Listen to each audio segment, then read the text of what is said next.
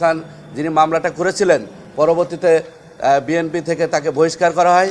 সেই জন্য আমি বিএনপির তারেক রহমান সহ আমাদের সাবেক প্রধানমন্ত্রী বেগম খালেদা সহ বিএনপি নেতৃবৃন্দকে ধন্যবাদ এবং কৃতজ্ঞতা জানাই। কৃষ্ণদাস ব্রহ্মচারী সহ অনেকের বিরুদ্ধে এই মিথ্যা মামলা দায়ের করা হয়েছিল এবং এই মামলার প্রসিডিং রাষ্ট্রদ্রোহ মামলা সম্পর্কে আপনারা অবগত আছেন যে রাষ্ট্রদ্রোহ মামলা করতে গেলে এটা স্বরাষ্ট্র মন্ত্রণালয়ের সচিব থেকে বা রাষ্ট্রের থেকে অনুমতি নেওয়া লাগে। কোনো ব্যক্তি কখনো রাষ্ট্রদ্রোহ মামলা করতে পারে না। তা আমরা ধারণা করেছিলাম এবং আপনারা জানেন যে ফিরোজ খান যিনি মামলাটা করেছিলেন, পরবর্তীতে বিএনপি থেকে তাকে বহিষ্কার করা হয়।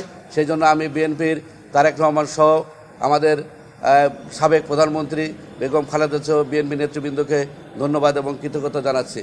এবং আমরা আশা করি যে এই 8 দফার আন্দোলন শুধু সনাতনী সম্প্রদায়ের আন্দোলন না, এটা সকলের আন্দোলন, এটা আমাদের অধিকারের প্রশ্ন।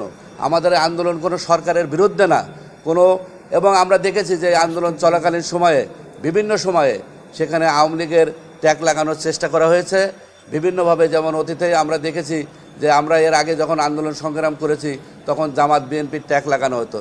এখন আওয়ামী লীগের ট্যাগ লাগানোর চেষ্টা করে এই আন্দোলনকে ভিন্ন খাতে প্রবাহিত করা হচ্ছে। সেই রাষ্ট্রদ্রোহ মামলায় গতকাল